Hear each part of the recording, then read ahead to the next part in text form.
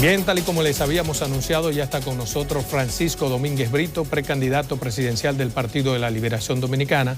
Pero antes vamos a hacer una breve reseña sobre este importante personaje de la vida nacional que ha dado tanto a su país. Francisco Domínguez Brito nació el 28 de octubre del año 1965, estudió en el Colegio La Salle, es casado y tiene 3 hijos. En el año 1988 se graduó de licenciado en la Pontificia Universidad Católica Madre y Maestra y en el año 1991 hizo una maestría en Pensamiento Social en la misma universidad y una maestría en Derecho Civil en París. Es notario de los del número de la jurisdicción de Santiago. Fue profesor de Historia de las Ideas Políticas en la Pontificia Universidad Católica Madre y Maestra, director ejecutivo de la Fundación Institucionalidad y Justicia, consultor de la Escuela Nacional de la Magistratura. También ha sido fiscal del Distrito Nacional, 2 veces procurador general de la República, senador por la provincia de Santiago y llegó a ser el senador con más leyes sometidas y aprobadas en el cuatrienio 2006-2010. Ha sido ministro de Trabajo y también ministro de Medio Ambiente. Es miembro del nada poderoso en día de hoy Comité Central del Partido de la Liberación Dominicana y ahora es precandidato presidencial del Partido de la Liberación Dominicana. Para mí un placer tenerlo aquí. Amigo de muchos años, y me reconforta que hayas venido a este espacio. Para mí es un honor estar contigo. Te aprecio en el alma, amistad de muchos años, de mucho respeto, y de verdad que tiene un gran valor para mi persona estar como invitado de tu importante programa. Gracias. Dije nada poderoso y frunciste el ceño, porque ya el Comité Central del Partido de la Liberación Dominicana como que le han quitado algunas valías. Yo creo que sí. Sí, exactamente. Mira, yo quiero comenzar por una pregunta mandatoria. ¿Por qué Francisco Domínguez Brito aspira a presidente de la República? Porque tengo la experiencia y la madurez necesaria para ser presidente.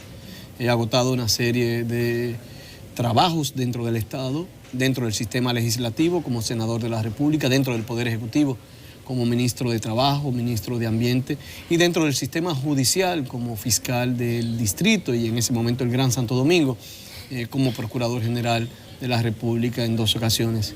En segundo lugar, porque esa experiencia que me permite a mí manejar el Estado, entenderlo, no improvisar, generar la confianza debida en la población, también se llevó a cabo en un marco de transparencia y de honestidad. No he tenido ningún escándalo, no tengo por qué bajarle la cabeza a nadie, ni la mirada. Puedo perfectamente enfrentar cualquier situación. No me mortifica ni marchas verdes, ni PRM, ni oposición, ni nada. Y estoy en la disposición de llevar el debate sobre transparencia y corrupción a cualquier nivel que se requiera. En tercer lugar, porque he tomado firmeza o con firmeza todas las decisiones. No me tembló el pulso cuando el río Sama necesitaba de un rescate urgente con las empresas que ahí vertían sus residuos o con las chatarras que ahí estaban, o cuando Valle Nuevo había que tomar decisiones urgentes, o cuando tuve que encauzar a dirigentes de mi partido de la Liberación Dominicana, o aún de oposición en otros casos en materia de corrupción. ¿Pero qué ofrece usted al país diferente a lo que ha ofrecido el Partido de la Liberación Dominicana? El Partido de la Liberación Dominicana, nuestros presidentes, indudablemente que han contribuido enormemente al desarrollo del país. Yo digo, yo quiero ser el presidente de los próximos pasos adelante. De que, por ejemplo, el presidente Medina, que ha llevado la primera gran ola de la revolución educativa en la República Dominicana, con una gran cantidad de adolescentes en las jornadas extendidas, casi 2 millones para este año, o casi 300.000 esperamos para este año en las estancias infantiles, o casi 24.000 aulas.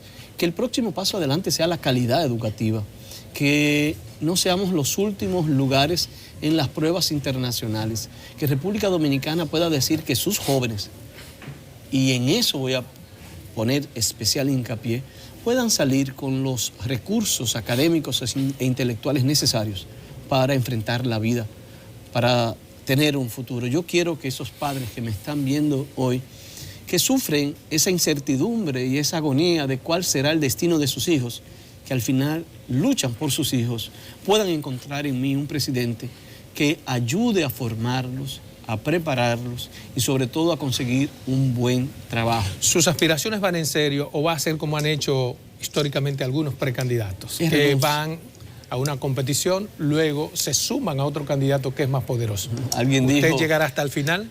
Alguien me dijo en las redes, tú sabes que hay los haters, Sí. Gente que todos lo critican y como que odian, no sé, porque viven en ese esquema. No, él está candidato a la presidencia para que el próximo gobierno lo ponga ministro de Medio Ambiente o ministro de algo. Y yo digo, No tiene sentido. yo renuncié a un ministerio. Claro. Y yo renuncié a cualquier privilegio que puede dar un ministerio, solamente para entregarme a una causa, para preparar mis propuestas al país, para llevarla a cada una de las comunidades, para escuchar a la gente. Pero irá hasta el final, no va luego a apoyar a uno de los candidatos porque ya comienzan las encuestas que están posicionando a otros. Yo particularmente, que le conozco, creo que usted va a llegar hasta el final, pase lo que pase. Yo confío que seré el candidato designado por el Partido de la Liberación Dominicana. Y confío porque vendrá un proceso de reflexión. Nuestro partido deberá de escoger y deberá de decidir entre renovación y relanzamiento o no. Deberá escoger si decide que las candidaturas que cada uno de nosotros va a elegir sea aquella que sea coherente con un proceso de cambio y de desarrollo. Y yo pretendo ser ese presidente que sepa trabajar sobre todo lo positivo que hemos hecho, pero que tenga la conciencia crítica o autocrítica para corregir errores, para llevar más creatividad, ingenio, coraje, decisión, para relanzar esto, para que sea un gobierno jamás aburrido, para que tome decisiones, para que la gente tenga ánimo, para que la gente sienta que va a tener un mejor futuro con mi persona como presidente. ¿Usted no cree que en ese sentido tanto Leonel como Danilo deberían darle paso a esa pléyade de jóvenes capacitados que también de su partido, incluyéndole? Yo aprendí en la vida desde muy pequeño que en mi caso, si tengo un objetivo, tengo que luchar duro por ese objetivo. Nada me llega solo, nada lo regalan. No es un transcurso donde todo te lo ponen ahí, todo ha sido fruto de esfuerzo. Y yo sé que para ser candidato a la presidencia tengo que trabajar muy, muy duro, sin horario, con mucho sacrificio, pero sobre todo con una vocación de decir la verdad, de no cambiar, de ser como he sido siempre. Y en base a eso voy a trabajar y en base a eso espero ser el candidato. Para ser candidato en un país como el nuestro se necesitan muchos recursos. ¿Con qué apoyo económico cuenta Francisco Domínguez Brito? Se necesitan muchos recursos, pero también se necesita mucho coraje, voluntad y disposición. Yo tengo mucho coraje, disposición, voluntad. ¿Y recursos? Los recursos no son tantos, pero también vivo una experiencia muy linda. Ahora mismo estamos haciendo una rifa, por ejemplo. Esperamos recaudar 27 millones con esa rifa. No creo que vamos a llegar a tanto. ¿Qué es lo que están rifando? Es un vehículo y unos viajes. Pero lo más importante, que quienes los están vendiendo son los dirigentes de todas las provincias. Y nosotros tenemos un relajo, o sea, cada dinerito hay que economizarlo, porque todo el mundo dice, bueno, como los boletos son a 1.000 pesos, y aprovecho para que el que quiera comprar en la Lincoln, antes de aduana, y está la oficina, que pase por allá. Si vamos a gastar 1.000 pesos, todo el mundo dice, esto es un boleto. Y si vamos a gastar 10.000 pesos, mira, ahí se fueron 10 boletos. Y todo el mundo sabe lo difícil que es vender un boleto. Hay mucho entusiasmo, además es una forma hay un ambiente sano, hay un ambiente sano. Y seremos un gobierno sano, seremos un gobierno transparente. Alguna gente dirá con cierta inocencia, pero tampoco eso es malo. Simplemente que se concentre en ayudar a los seres humanos. Yo estuve en la Ciénaga, Adolfo, en estos días, y tuve tanta gente con piso de tierra, con el zinc cayéndose. Y tuve la esperanza, porque ahí hay un proyecto de Domingo Sabio, bueno, José Miguel González, que para mí es una de las personas que más admiro, que trabajó el proyecto de la nueva barquita y ahora está trabajando en esto.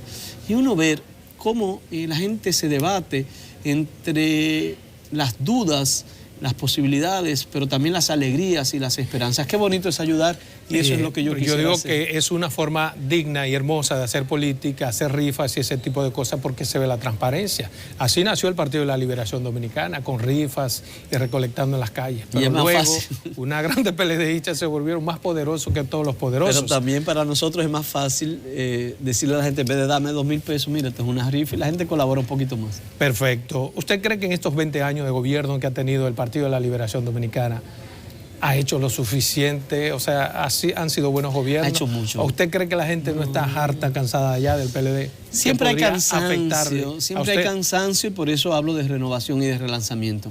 pero también tenemos que reconocer que tenemos casi 20 años con un crecimiento económico, con una estabilidad económica, con una tasa de inflación más o menos controlada, con una estabilidad cambiaria, con un aumento progresivo y constante de la cantidad de turistas que están llegando, de la cantidad de habitaciones que se están construyendo, del aumento de pasajeros que están viniendo por nuestros aeropuertos. Indudablemente que hay un gran cambio en toda la infraestructura nacional. Pero la gente no siente ese crecimiento económico, lo sienten en el comité político, pero la gente... No te creas, mira, hoy leía en la BBC que República Dominicana para este año, de acuerdo al Fondo Monetario Internacional, es el país de mayor crecimiento de América Latina. A veces nosotros, como dominicanos y como seres humanos, como que no nos conformamos, y eso es bueno. Es verdad que somos el país de mayor crecimiento económico, pero quisiéramos más. Ahora, qué feo sería que el Fondo Monetario Internacional dijera que somos el país de menor crecimiento económico de América Latina. Yo creo que esas son cosas que son muy importantes. Ahora yo veo que empresas internacionales van a invertir, claro, anunció casi 3.000 millones de dólares. Ayer se abrió una nueva empresa de zona franca. Otras empresas como Brugal acaban de anunciar que nunca antes habían exportado tanto ron como en este momento. Yo no quiero conformarme con lo que tenemos. Lo que yo quiero decir, yo quiero ser un presidente optimista. Yo quiero ser un presidente positivo, yo quiero reconocer que aquí se han hecho grandes cosas, pero yo quisiera multiplicarlas. Yo quiero que la gente tenga mejores empleos y voy a trabajar en la educación. Bien. Yo quiero promover la inversión, que cada quien tenga su casa, Adolfo. Así es. Y eso se puede, sí, se puede mejorar aunque sea. Se puede, sobre todo con hombres como usted, que yo le conozco y sé que siempre ha tenido esa voluntad, ha hecho de tripas corazones. Y es un hombre muy positivo. Ese positivismo suyo, ¿podemos extrapolarlo a los números que le dan las encuestas? Mira, yo te diría que sí, yo confío en las encuestas que se están haciendo serias y yo confío sobre todo en lo que se llaman tendencias. Le da muy pocos números sí, ahora. Lo sé, esa última que salió, otras no, pero hay algo que se llama tendencias. Tendencias es cuando tú comienzas de 1 o de 0 y vas lentamente creciendo. Y el otro que comienza de 25 o de 30 se estanca o comienza a decrecer. Si analizas el momento presente, tú puedes decir, es verdad, el otro puede estar arriba. Si analizas la tendencia y ves que el otro baja y nuestra candidatura sube, entonces te llena de entusiasmo. Que tengo un cuerpo y una mente y así nuestro equipo lleno de entusiasmo, de que podemos llegar, de que cada día recibo comunicaciones de gente que quiere trabajar, de que no doy abasto, de que me paso el día entero, 14, 15 horas trabajando con esto, de que en la oficina nos quejamos de tanto trabajo que tenemos y yo les digo, pero qué duro sería un candidato que no tenga gente que venga y que haya que atender a tanta gente y que haya que trabajar. Yo creo que es mejor que tengamos mucho trabajo de ese tipo. Hablemos entonces en términos generales de Junta Central Electoral y de la decisión del Partido de la Liberación Dominicana de elegir su método de elección interna. Hay quienes dicen que el comité político no debió designar al comité central, sino al Congreso. La ley establece el comité central, Adolfo, y el comité central tiene que elegir el día 27 elecciones abiertas, simultáneas y administradas por la Junta Central Electoral. Y ojo, yo creo que el PRM no tiene opción que hacer lo mismo. Si se van, ellos sabrán lo que hacen. Si se van con padrón cerrado, lo que le va a generar a ellos es que todos sus militantes van a comenzar a llenar como llenan todos los dirigentes y van a tener un caos. Es mejor trabajar con el padrón de la Junta, que sea todo más transparente y que el que ganó, ganó. Yo abogo porque el que ganó, ganó. Que haya transparencia, que sean elecciones sanas. Y eso es lo que estamos abogando en este momento. Hay precandidatos de su partido que dicen que el PLD no está en condiciones de administrar por sí mismo un proceso electoral interno. Ningún partido, eso es cierto. Nosotros tenemos un padrón electoral que tiene 7 años cerrado, donde no hay un solo joven y hay sectores dentro del PLD que no quieren que los jóvenes entren al Partido de la Liberación Dominicana. Y yo estoy abogando para que este partido sea de jóvenes. Y si estamos hablando de renovación y de relanzamiento, tenemos que tener los jóvenes dentro del Partido de la Liberación Dominicana. Los demás que quieren mantener ciertos privilegios no quieren. Y eso no es posible y van a encontrar en nosotros de frente una posición. ¿Y qué harán ustedes para cambiar ese jurásico comité político? Necesito esa respuesta, pero vámonos a unos breves comerciales que son esenciales para sustentar el programa. Gracias.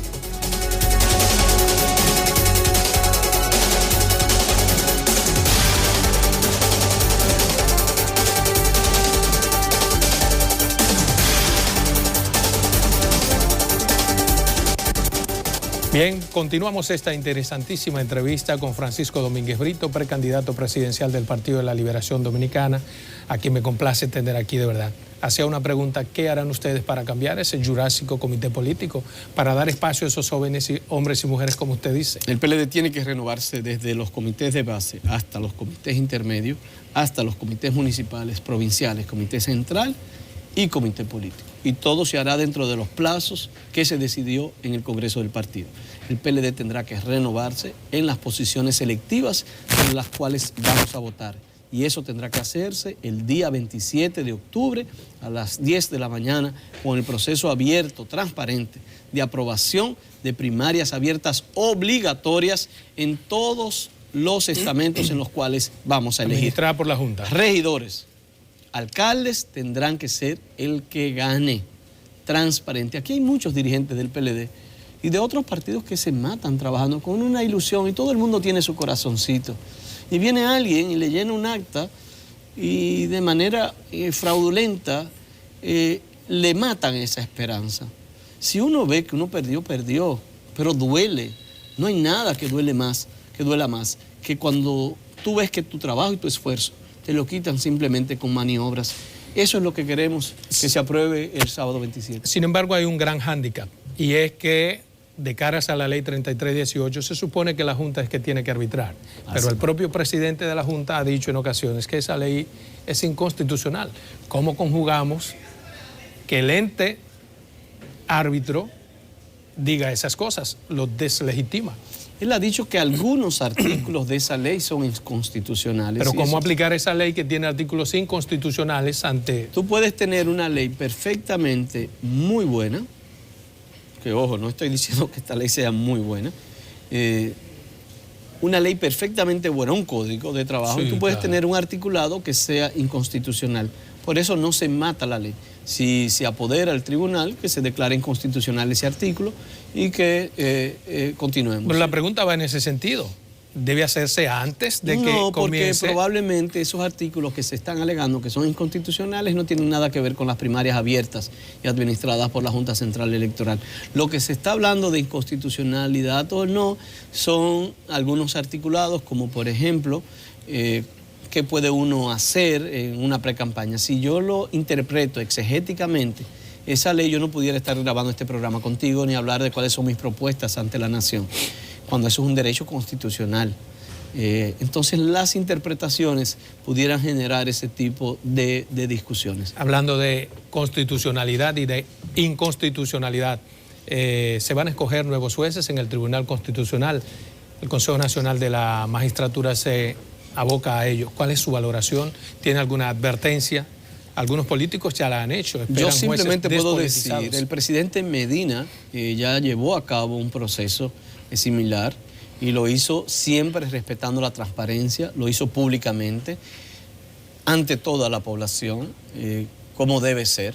El presidente nuevamente hará las cosas promoviendo, él es uno, naturalmente, ahí hay más personas, pero él como presidente del Consejo hará todo lo posible para que prevalezca el interés de la nación, para que sean jueces probos, para que sean jueces honestos, sin tacha, y que la sociedad pueda también opinar antes de su elección. Yo confío mucho en el presidente Medina, que hará las cosas como debe ser. ¿Usted cree? Porque usted acaba de decir que no depende de un solo hombre. Bueno, hay más intereses en el presidente Medina. Pero el presidente por lo menos tiene el rol de promover la transparencia en la elección, promover que se conozca, y eso de por sí yo creo que influye mucho en que las cosas se hagan bien. Hay sectores que están demandando exactamente eso, una transparencia, participación ciudadana, los empresarios, incluso la Embajada de Estados Unidos. ¿Eso no es intrometerse en asuntos? Creo que no, yo creo que todo el mundo debe opinar. A mí siempre he dicho que opinar con respeto son de las cosas más importantes para crecer. Nunca uno debe enojarse si alguien opina, aun sea un diplomático de otro país. Siempre que sea con respeto, yo creo que eso nos hace crecer como país y como nación.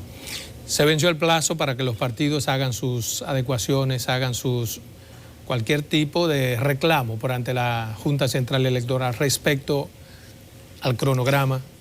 ¿El Partido de la Liberación Dominicana no ha hecho alguna? Hasta ahora no veo ninguna, simplemente nosotros ya fijamos los plazos y vamos a cumplir con el cronograma establecido por la Junta. Esa es la posición que hasta ahora ha prevalecido en la dirección del partido y nosotros personalmente la apoyamos.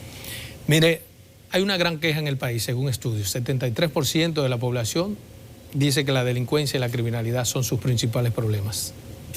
¿Cuál es su valoración? ¿Qué hará usted para combatir este flagelo?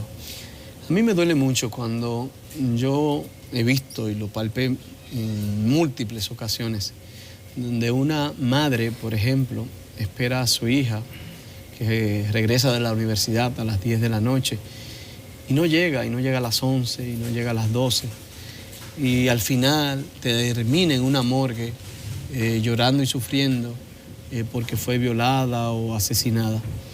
El tema de los robos, de los atracos y del crimen tendrá que ser la prioridad número 1 de mi gobierno. ¿Pero ha sido insuficiente este gobierno para enfrentar esos males? Yo pienso, y es lo que creo y es lo que voy a hacer, que el gran mal de la delincuencia y de por qué existe y no hemos podido tener una solución es porque la hemos combatido con herramientas que no son las válidas. He dicho en el pasado, lo digo ahora y lo haré en el futuro, que el gran problema es la impunidad coyuntural.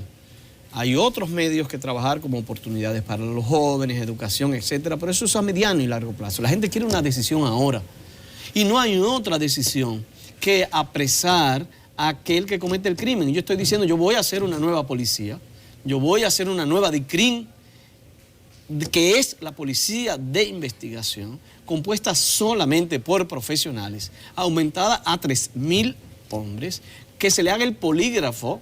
¿Usted era procurador? ¿Propuso eso alguna vez? Y lo empecé lo que me le llamaban el pequeño FBI. Como procurador, ha sido mi planteamiento de toda la vida y como presidente lo voy a hacer. No ha sido mi falta de voluntad ni de interés, simplemente que mi visión sobre la lucha contra el crimen no necesariamente es la visión que tiene todo el mundo.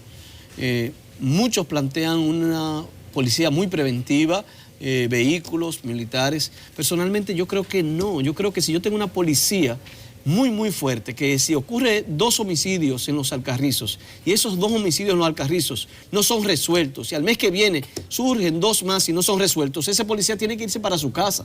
Yo necesito policías preparados, universitarios, egresados de la academia policial o de las universidades, que conozcan de redes sociales, de fluidos, de manejo de escena del crimen. Yo no puedo seguir con una policía como la DICRIN, donde hay mucha gente con un 8º curso. Te garantizo, Adolfo, te garantizo que si nosotros golpeamos la impunidad en materia de delitos, de robos, atracos y homicidios, nosotros vamos a reducir. Y la única posibilidad... Pero eso bien se podía hacer desde la Procuraduría. Usted fue 2 veces porque procurador. Yo no era jefe de la... hizo buen trabajo ahí. Lo empecé en la Procuraduría, te reitero. Entrenamos 50 jóvenes que están ahí por el FBI. Sí. Empecé ese proceso. Yo sí hice lo que tenía que hacer. Y ahora yo voy a hacer mucho más como presidente. No es solamente esa policía de investigación que se quedó para crímenes organizados y que debe seguir en esa línea. Estoy hablando ahora de una policía para robos, falsificación, homicidios, delitos contra las personas o delitos contra la cosa pública. Estoy hablando de una policía que si a mí me robaron un inversor en cualquiera de los 3 brazos, que yo tenga la fe de ir a la policía y decirle me robaron el inversor, que la policía sepa y busque quién fue que se robó ese inversor y que ese que se robó el inversor vaya preso como tiene que estar. ¿Tú sabes por qué? Porque si ese que se robó el inversor no lo cogen preso, va a seguir robando inversores. Usted que fue Procurador General de la República, yo quisiera su valoración respecto a cómo se están manejando los casos de corrupción desde las salas del gobierno. Me refiero a caso Odebrecht, caso Tucanos. ¿Usted cree que se está llevando bien este proceso? ¿Cuál es su valoración? Mira, yo fui procurador, si algo conozco bien es no opinar de los expedientes cuando tú no los conoces, cuando tú no los ves. Pero usted porque lo a veces conoce sale esos. una cosa y no sale otra. Hay expedientes que no. Ahora, yo respeto... ¿El Tucano usted lo conoce bien? Ese sí, es perfectamente ¿Cómo usted cree bien, que se está manejando perfectamente eso? bien. Yo espero que haya las sanciones del lugar. Están trabajando. Pero te puedo decir 2 cosas. Ahí hay equipos que conozco, que son fiscales muy serios, muy trabajadores, que quieren lo mejor para su país. Y desde el Procurador General veo en él un esfuerzo y lo único que a veces cuando lo veo le digo que Dios te dé las fuerzas y la sabiduría para tener resultados conforme a la verdad correcta y la justicia.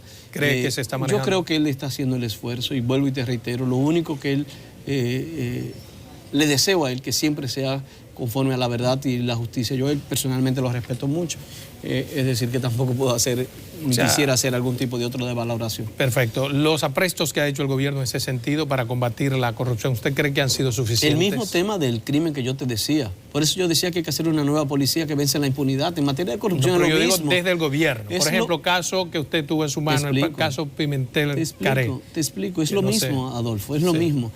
El gobierno ha hecho como ningún gobierno en materia de control. El presidente Medina se ha empeñado seriamente, la Contraloría General de la República, el señor Camaño, que a veces no hace mucha prensa, pero ha transformado sustancialmente toda esa estructura y hoy los mecanismos de control son extraordinarios. Ahora, ¿qué es lo que falta? ¿Qué es lo que falta? Lo que falta es que prevalece el clima de impunidad, es que una gente que se lleva 2, 3 mil millones va a los restaurantes de la capital y lo disfruta. Es que una gente que se roba 4 o 5 mil millones tiene apartamentos en Miami, Nueva York, yates, helicópteros. Es que personas que se roban tal vez un poquito menos, igual consumen moedas de 50 mil y van a restaurantes y viven una vida que no deben. Eso es vergonzoso. Y es vergonzoso. Entonces, ¿qué es lo que yo digo? ¿Cuál es el problema en la lucha contra la corrupción? Que si esa gente no ve que caen presos no 2 años, ni 3 años, ni libertad condicional, ni prisión domiciliaria, 20 años en un cuartito de 15 metros cuadrados preso, entonces la corrupción va a seguir. Tiene que haber una posición del Estado, de los medios de comunicación, de la sociedad civil, de la familia dominicana, de los gobiernos. ¿Usted manejó? De que tiene que haber sanción, de lo contrario no hay.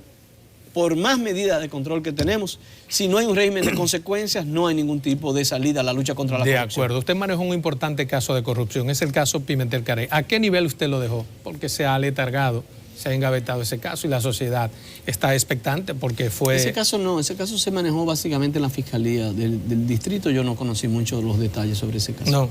Fue, creo que, relacionado con el Banco Peravia. Mire, ¿cuál es su valoración respecto a la visita que hace la Embajada de Estados Unidos, digamos ahora lo hizo por ante la Junta Central Electoral, a tratar temas que ellos dicen de interés común? ¿Cuál es el interés común? Todos los embajadores hacen eso. Pero ¿y por qué tenemos que permitirlo? ¿Cuál es su valoración sobre esa flagrante intromisión? Por ejemplo, yo conozco al embajador Garavito, nuestro embajador en China, una estrella de persona, fue embajador en Canadá. Realmente fue una gran decisión del presidente. Y él me contaba, yo le decía cuál era su cotidianidad. Entonces su cotidianidad es comenzar a visitar a todos los funcionarios más importantes de China. Todos los diplomáticos. Pero yo jamás he oído el embajador dominicano en Washington, en China, en Japón, decir, nosotros esperamos unas elecciones transparentes, nosotros esperamos que se cumpla lo que establece. El embajador amigo suyo le ha dicho eso, que en China, él pudo haber dicho en China, que nosotros esperamos que aquí en China se cumpla con... Mira, yo te entiendo, pero yo también creo que el mundo es universal y yo no veo ningún problema, eso depende de la política exterior de cada país, en que un embajador nuestro diga, yo espero que en los Estados Unidos las cosas se hagan de manera transparente y que no ocurra, digamos, las dificultades que ocurrieron cuando Al Gore, Bush o muchísimas cosas así. Yo creo que el mundo es universal, ya las fronteras cada día van desapareciendo y nadie debe enojarse, todo el mundo coge y deja y que se haga siempre con respeto. El problema es que lo hacen desde nuestras instituciones, desde las puertas de nuestras instituciones. Y nunca he visto un embajador dominicano pronunciarse jamás en Washington, ni en China, ni en ninguna parte. Pero bien, es una decisión de los embajadores nuestros. Y yo la respeto también, la posición suya. Esta es mi deber. Sí, respetar. No, pero te entiendo perfectamente. Mire, yo quería preguntarle, en Santiago, su natal Santiago, hay clamores, incluso el síndico, el alcalde se ve impotente ante las continuas avalanchas de nacionales haitianos indocumentados. ¿Qué hará Francisco Domínguez Brito o qué cree que debe hacer el gobierno para combatir esta avalancha indetenible? Posición muy clara y me duele que a veces quienes asumen la lucha por evitar la migración no tocan el problema. El problema migratorio con Haití va en 2 sentidos. El tema de los visados, nosotros tenemos 5 consulados, Belader, Anzapistre, Cabo Haitiano, Juana Méndez y Puerto Príncipe. Yo anuncié que voy a cerrar el de Belader, que voy a cerrar el de Anzapistre, que voy a cerrar el del Cabo Haitiano. nosotros damos 130.000 visas tal vez todos los años. Estamos hablando que en los últimos 10 años casi 10 millones de visas. Es un sistema desde la época de Trujillo, donde los ingresos van a los cónsules. ¿Pero por qué el problema es el visado? Te voy a explicar. Yo voy a quitar todo eso. Yo voy a limitar los visados a una promoción de que los estudiantes vengan a estudiar aquí, los haitianos, y a visas que sean mediante entrevistas, como cualquier país civilizado. Yo he dicho, y oye lo que te voy a decir, no existe país en el mundo como el de República Dominicana que nunca, absolutamente nunca, le haya negado un visado a un ciudadano de otro país. Por ejemplo, República Dominicana le ha negado visados a cubanos, a chilenos, a chinos, pero nunca, absolutamente nunca le ha negado un visado a un ciudadano haitiano. Estados Unidos le ha negado visado a dominicanos, a rusos. Pero el problema no puede ser el visado, y perdóneme, porque es que estamos hablando de nacionales haitianos ilegal. No, cuando usted le da un documento, Adolfo, una visa, están el gran ilegal. problema, Adolfo, el gran problema es que no queremos entender el problema. Uno de los problemas es el visado. ¿Por qué no hay más? Porque todo haitiano que tenga pasaporte se le da un visado. Y eso no está bien. Ahora, el segundo problema es que el haitiano que no consiguió pasaporte porque no tiene acta de nacimiento, entonces busca la otra opción. ¿Cuál es? ¿Cuál es? El cruce de la frontera. ¿A través Entonces, de qué mecanismo? ¿cómo combatir eso? Corrupción. Es lo que yo quiero ¿Qué yo saber. estoy planteando? Eso me lo va a decir después de que hagamos esta segunda pausa comercial, que es importante para sostener el programa.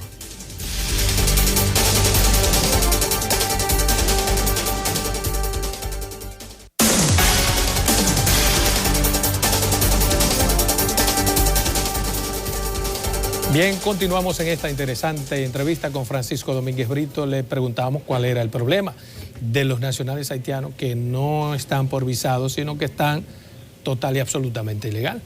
Yo te decía que hay dos problemas con la migración hacia la República Dominicana y el control que es fundamental y es necesario. Primero, la forma de los visados, que es enorme, que es insostenible y que pretendo cambiarlo. La segunda, el tema de la frontera.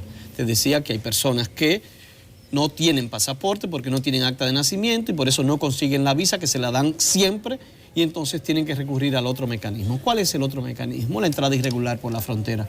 ¿Cómo entran de manera irregular por la frontera? Sobre todo por la corrupción que ahí impera. Yo leía hace algunos días... La corrupción militares. Corrupción militar. Yo leía algo sumamente interesante en la época de Trujillo, que hago un paréntesis, no fue ningún salvador de la frontera con Haití, todo lo contrario, fue que se dio casi 5.000 kilómetros cuadrados a Haití en un acuerdo de manera irresponsable.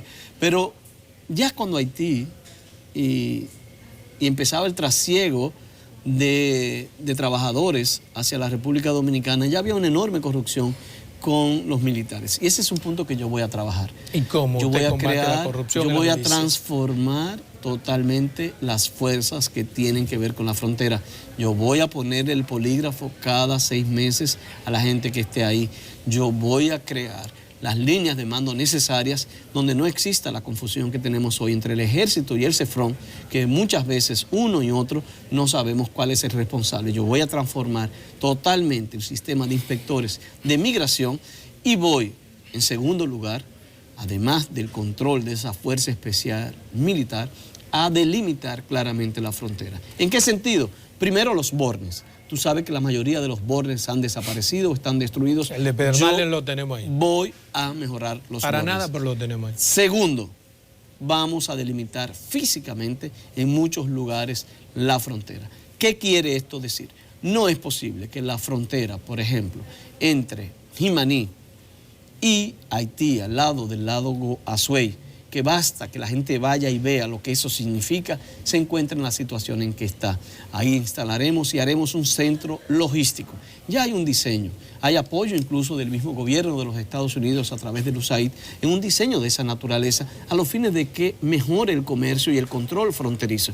No es posible que la frontera entre Comendador, que pertenece a la provincia de Elías Piña, y Belader mantenga la situación en que se encuentra. Ahí hay tráfico de armas, ahí hay tráfico de mercancías, Ahí hay perjuicio para Haití también porque el contrabando se profundiza. Ahí hay un negocio que está encima de la verja y de la puerta de entrada y yo voy a delimitar claramente eso. Tú conoces Anzapistre y conoces Pedernales. Yo soy de Pedernales. La frontera entre Anzapistre y Pedernales no es hay, imaginaria. Es imaginaria Sí. Y yo voy a establecer una frontera física que sea controlada. Dajabón, para que la gente también me entienda, es igual y es la mejorcita de todas. Habrá que establecer. Te voy a dar otro dato más risible si tú quieres. Los grandes conflictos que se dan en Dajabón, porque una vaca de Dajabón se va hacia Haití y los haitianos entonces se cogen la vaca, entonces los dominicanos van allá y cogen 2 vacas de Haití y al final se arma una guerra civil por 2 vacas porque no hay simplemente una malla ciclónica. Vamos a trabajar en todo eso. Como ves, yo tengo una posición muy clara, Adolfo, y perdóname que te lo diga, pero yo quiero que la gente me entienda. Una posición muy clara con el tema migratorio. Primero, va a desaparecer conmigo el sistema de visados que existe. Segundo, habrá una nueva fórmula de control fronterizo, tanto en lo militar y los recursos humanos que ahí trabajan, como en lo físico, con los bornes, con las delimitaciones físicas y con los centros logísticos y de comercio. Yo quiero comercio con Haití. Hay otra cosa que usted dijo que iba a resolver. Yo quiero que usted le explique al país cómo. El problema del transporte público. Usted ha llamado chantajista a los sectores empresariales del transporte público. ¿Por Pero qué no quiero, Adolfo, yo no quiero terminar sin decir que Haití son 800 millones de dólares lo que exportamos recientemente. Haití es más importante que cualquier otro país. Solo Estados Unidos supera la cantidad de exportaciones que recibe de República Dominicana. Yo quiero la solidaridad con Haití. Yo no quiero odio con Haití. Yo quiero que Haití crezca y progrese. Y si yo tengo que ir con el presidente haitiano a mudarme 5 o 6 días con el presidente norteamericano para que la iniciativa HELP, que es una iniciativa que le puede permitir a Haití ser el centro de la manufactura de Centroamérica, el Caribe y de América Latina, y que muchas empresas de Estados Unidos que hoy tienen dificultades para exportar a empresas que están en China a los Estados Unidos se vayan a Haití, pues lo vamos a hacer porque si Haití se convierte en el centro de la manufactura, tendrá 500.000, 600.000 empleos que van a consumir, ¿sabe qué? El salami de la República Dominicana, los espaguetis de la República Dominicana, todo ello. Bien. Y por eso Haití será mi gran prioridad, porque el crecimiento de Haití será el crecimiento de la República Dominicana. Bien, ahora explíqueme lo del transporte público. ¿Cómo usted lo va a resolver? Tengo varios planteamientos. Voy a fortalecer todo el sistema de autobuses, para mí es fundamental.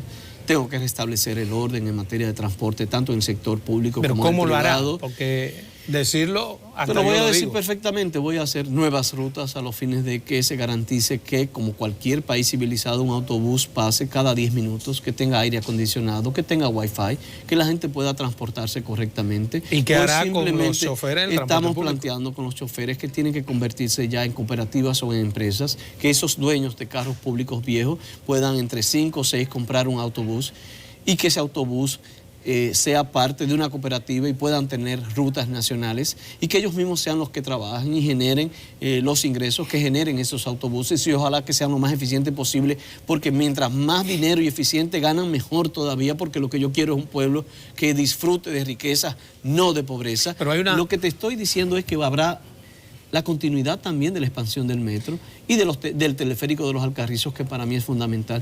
Yo voy a acabar el desorden del transporte con mano firme, porque no hay otra oportunidad que no sea de esa manera. Todos esos carros viejos tienen que desaparecer, todo este sistema. Pero hay un reclamo que es común a los choferes del transporte público y a todos los ciudadanos, se me incluyo.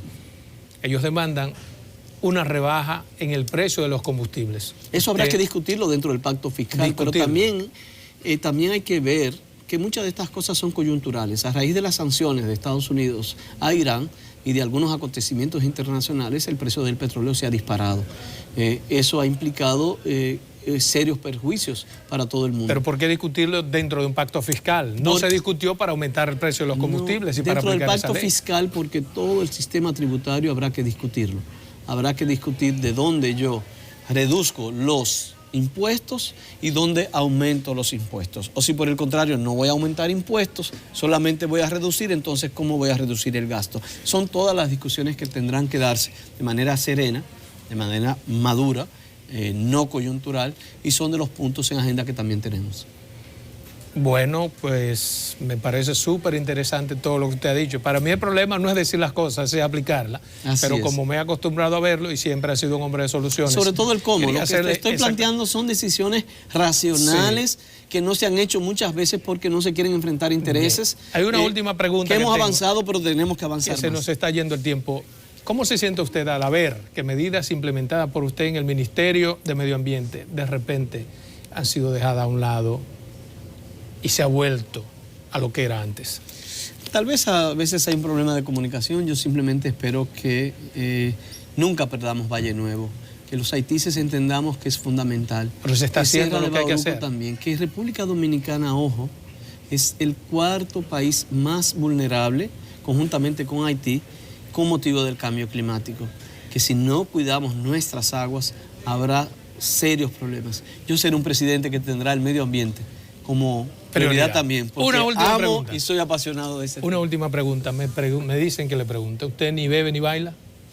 Yo creo que bailo muy bien. ¿Baila? Y no solamente merengue, yo bailo muy bien la salsa, la bachata la bailo, no tan bien. Yo no me imagino usted bailando. Pero yo me siento que yo bailo muy bueno. Bien, con esta pregunta hemos terminado nuestra entrevista. Para mí ha sido... La bebedera ahí, porque yo cuando me bebo la mitad de una cerveza ya estoy medio tonto, entonces no soy... Para mí ha sido un maravilloso placer tenerlo aquí como entrevistado, gracias. Una persona que respeto y conozco de mucho tiempo. Gracias. Encantadísimo de tener aquí a Francisco Domínguez Brito y encantadísimo de que ustedes nos sirvan, nos presten su atención en este su programa Verdades al Aire.